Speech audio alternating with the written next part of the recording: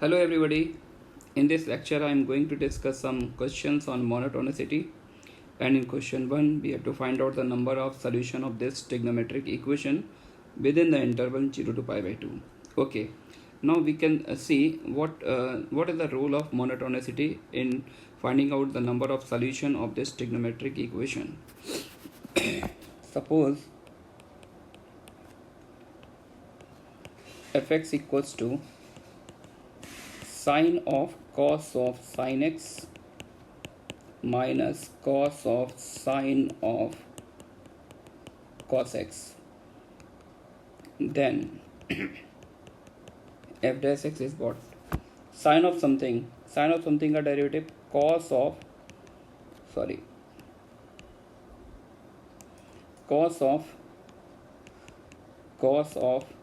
sin x into cos of something का derivative फिर से आएगा, तो आएगा minus sine of sine x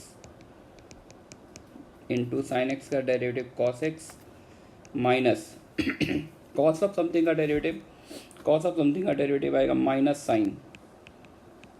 sign of cos x into sine of cos x को फिर से डिफ्रेंशिएट करेंगे, चेन रूल ऑफ डिफ्रेंशिएशन लगा रहे हैं, तो साइन ऑफ कॉस एक्स का derivative cos of cos x into अब अंदर वाले कॉस एक्स फिर से करेंगे तो एक फिर से माइनस साइन एक्स आ जाएगा, ठीक है ना। तो माइनस साइन देखिए यहाँ भी अपीयर हो रहा है, माइनस यहाँ भी अपीयर हो रहा है, और इंटरवल है अपने पास 0 से पाई बाई 2, तो ऑब्वियस सी बात है अगर हम 0 से पाई बाई 2 के बीच का कोई भी पॉइंट पुट करेंगे तो दोनों जगह नेगेटिव साइन है, तो एफ डैश एक्स का साइन कैसा आएगा? लेस और equal to 0 for all values of x belonging to 0 to pi by 2, यानी डेरिवेटिव हर पॉइंट पर नेगेटिव आ रहा है। डेरिवेटिव नेगेटिव का होने का मतलब इस फंक्शन एफ एक्स का ग्राफ अगर अपन 0 से पाई बाई 2 में प्लॉट करेंगे देन डेफिनेटली एफ एक्स कैसा फंक्शन आएगा? Decreasing function. Then f x decreases for x belonging to 0 to pi by 2। Function का ग्राफ 0 से पाई बाई 2 में डिक्रीज करेगा, है ना, मोनोटॉनिक फंक्शन है। एक्स को 0 पुट कर दिया, इस बिगनिंग पॉइंट और एंड पॉइंट दोनों पर वैल्यू चेक कर लेते हैं। अगर मैं एक्स को 0 पुट करूंगा sine 0 is 0, cos 0 is 1, f 0 is what? Sine 1 minus cos 0 is 1, so it becomes cos of sine 1। Okay, f 0 is sine 1 minus cos of sine 1, we can write it as sin 1 can be written as cos of 90 minus 1 minus cos of sin 1. Now we can check pi by 2 minus 1 is what? We have to check these two input. Pi by 2 minus 1, pi by 2 is 1.57 minus 1 means 0.58, and sine 1 radian is 57 degree near about, and sine 60 degree is root 3 by 2 means 1.7 by 2.85. So we can say that pi by 2 minus 1 is strictly lesser than sine 1 because this quantity is near about 0.5 and sine 1 is near about 0.8. You can compare sine 1 like sine 60 near about. Sine 60 is approximately equal to 0.85. So sine 1 means what? Sine 57 degree near about. So it is 0.8. And if pi by 2 minus 1 is less than sine 1 and cos is a decreasing function, so cos of pi by 2 minus 1, when we take cos on both sides then definitely the sense of inequality must be reversed. Cos of pi by 2 minus 1 is definitely greater than cos of sine 1. So this difference is obviously positive quantity. So f0 is positive. And what about f pi by 2? If we put x equals to pi by 2, sine pi by 2 is 1, sine pi by 2 is 1, sine of cos 1 minus, when we put x equals to pi by 2, cos pi by 2 is 0, sine 0 is 0, and cos 0 is 1. And sine of cos 1 is less than 1, so this difference is definitely negative. Therefore, if we plot the graph of fx between 0 to pi by 2, then it is a continuous function within this interval, and the value of x at x equals 0 is positive number. 0 पर function equal to positive है, पाई by 2 पर function equal to negative है। जब और function का nature कैसा है? Decreasing function, तो ग्राफ जब प्लॉट करेंगे तो डेफिनेटली एक्स एक्सेस को एक पॉइंट पर कट करेगा। तो क्लियर है कि एफ एक्स इक्वल्स टू 0 का सिर्फ और सिर्फ एक ही रूट आएगा। देयरफॉर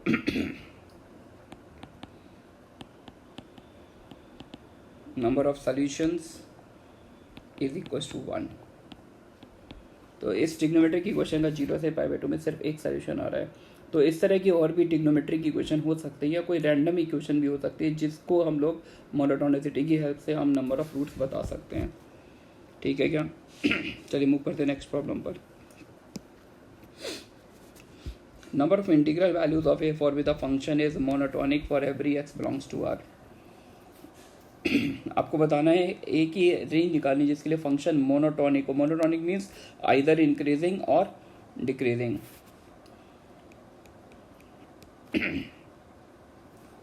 तो first of all I am going to find the derivative f dash x. F dash x is what 4a minus 7 times x square plus 2 times a minus 3 of x plus 1। Is it okay? अगर अपने को function monotonic चाहिए, monotonic मतलब अगर increase कर रहा है तो कंटिन्यूअली इंक्रीज करता रहे, और अगर डिक्रीज कर रहा है तो कंटिन्यूअली डिक्रीज करता रहे। सिंस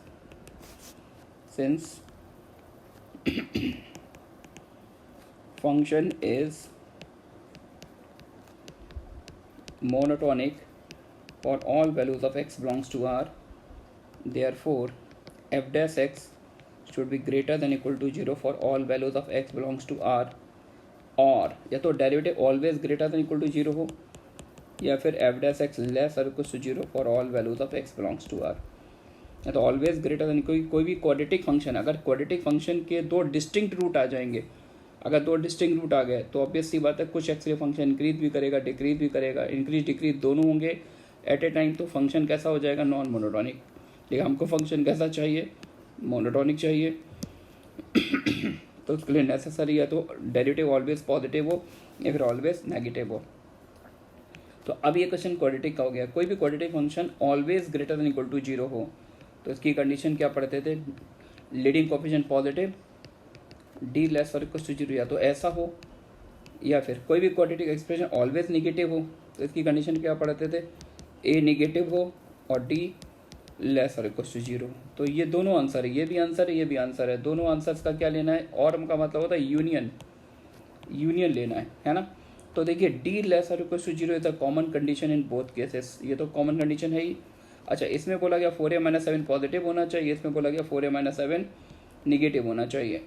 और दोनों का यूनियन लेना है, इंटरसेक्शन नहीं लेना है। तो थोड़ा सा अलर्ट रहिए। इट मीन्स 4a - 7 क्या नहीं होना चाहिए उसकी बात कर लेते, उसको हटा देंगे। 4a - 7 not equal to 0। तो इन दो कंडीशन को सॉल्व करना इक्विवेलेंट है कि केवल हम ये केस बना ले 4a - 7 not equal to 0 and D less equal 0। तो इससे हमारे दोनों पार्ट के आंसर एक बार में आ जाएंगे। ठीक है ना? तो इस पार्ट से क्लियर हो गया कि ए नॉट इक्वल टू 7/4 हो और d less equal 0। D means what? B square. ये क्वाड्रेटिक फंक्शन दे रखा है। B square means 4 into a - 3 का whole square, b square minus 4 4a - 7 less और इक्वल 0। इट मीन्स 4 का डिवाइड दे सकते हैं, a square plus 9 minus 6a minus 4a plus 7 less और इक्वल टू 0। तो ए स्क्वायर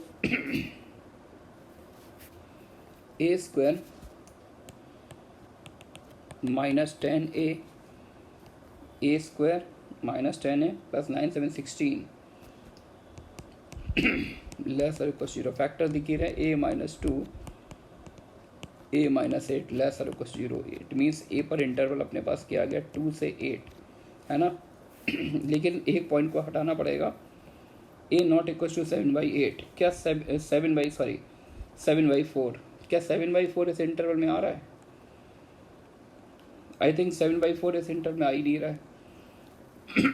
तो इसको हटाने की कोई ज़रूरत नहीं। तो यही अपना फाइनल आंसर हो जाएगा। a बिलोंग्स टू 2 से 8। और क्वेश्चन में मेरी रिक्वायरमेंट क्या थी? क्वेश्चन मेरी रिक्वायरमेंट थी number of integral values of a। तो 2 से 8 में सिर्फ एक ही इंटीजर मिसिंग, 1 मिसिंग, बाकी सारे इंटीजर आ रहे हैं। तो number of integral values of a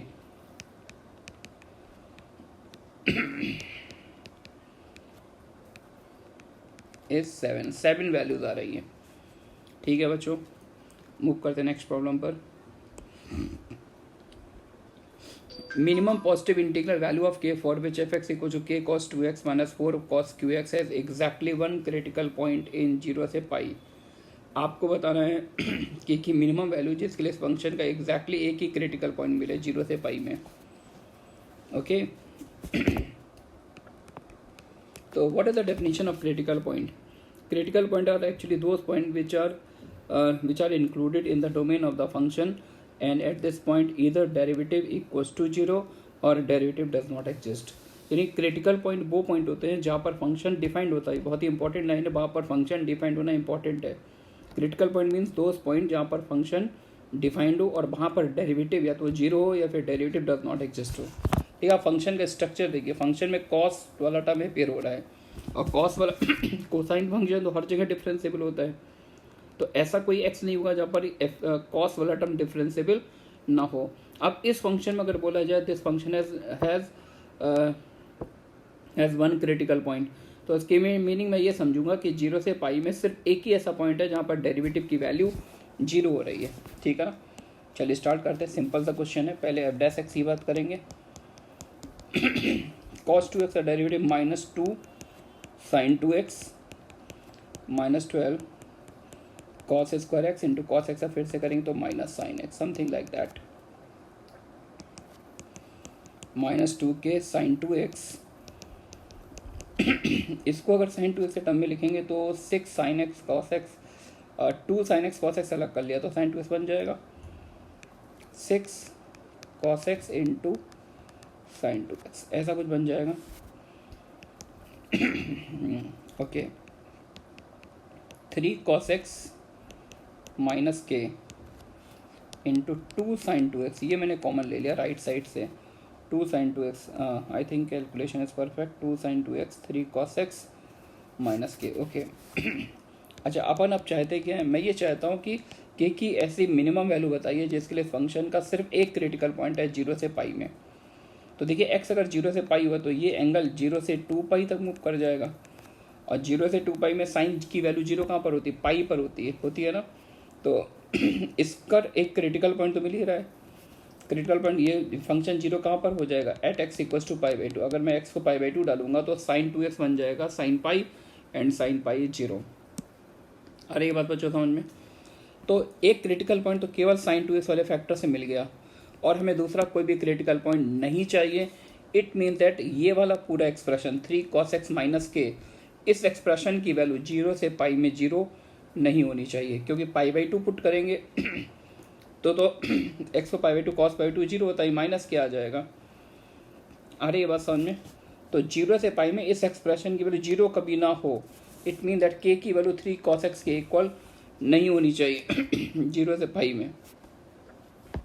Since fx has only one critical point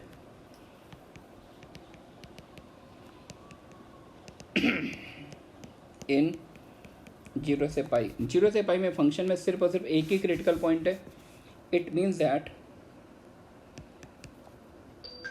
3 cos x minus k, this should not be equals to 0 in 0 से पाई। 0 से पाई में 0 नहीं होना चाहिए, यानी k not equals to 3 cos x, k इसके equal नहीं होना चाहिए, है ना। और 3 cos x की रेंज अगर 0 से पाई में अगर अपन देखें तो ये -3 से 3 मूव कर जाएगा।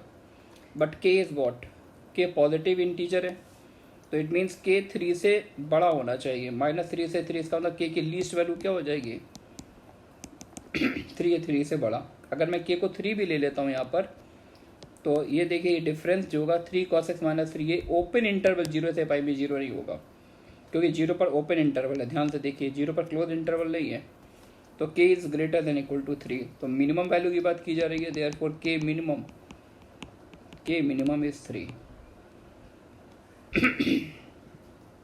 ठीक है बच्चों, मूव करते हैं नेक्स्ट प्रॉब्लम पर। If f x equals to p x upon e power x minus x square upon 2 plus x is a decreasing function for every x less और equal 0 then find the least value of p square. ये भी same type की problem है।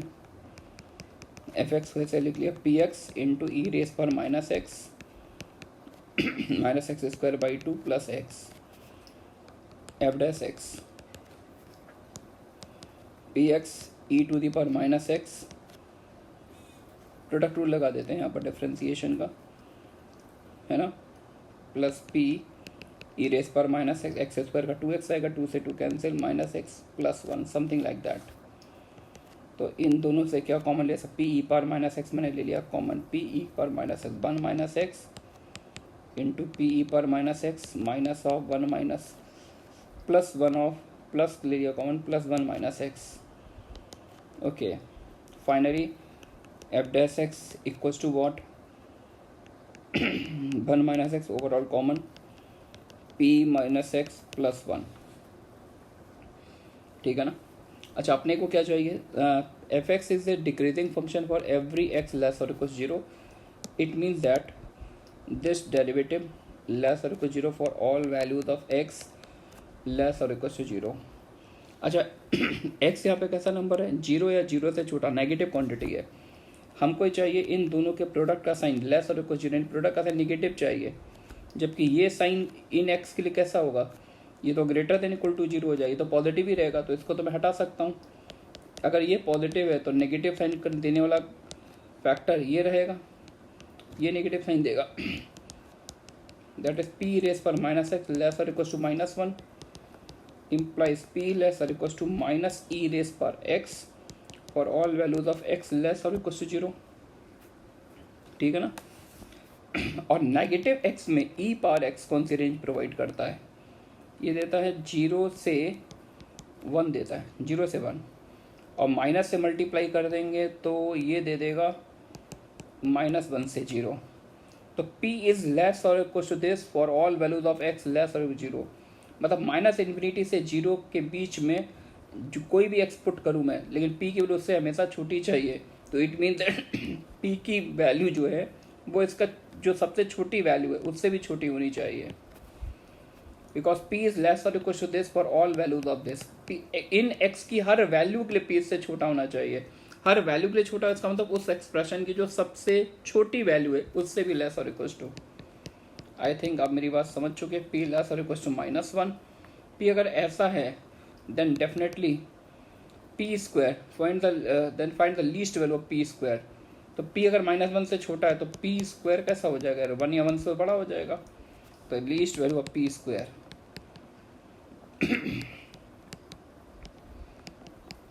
P square is equal to 1, ठीक है ना।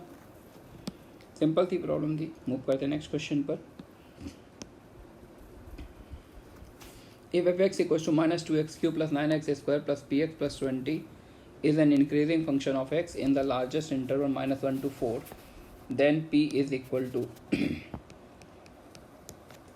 देखिए आपको f(x) एक इंक्रीजिंग फंक्शन दिया हुआ है इन द लार्जेस्ट इंटरवल, यानी इस इंटरवल पे ये इंक्रीज कर रहा है, और ये लार्जेस्ट इंटरवल है, मतलब 4 के जस्ट आगे जाएंगे तो डिक्रीज करेगा, -1 के जस्ट पीछे भी डिक्रीज करेगा।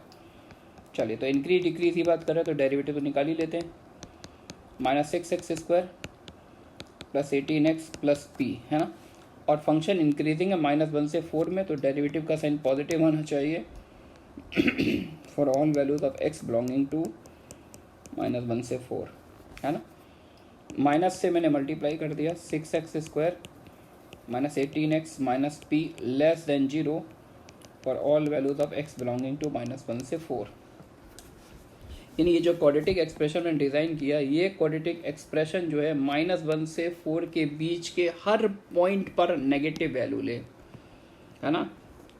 तो ये एक्सप्रेशन -1 से 4 के बीच में हर पॉइंट पर नेगेटिव वैल्यू ले, and this is actually the largest interval in which this expression takes negative value.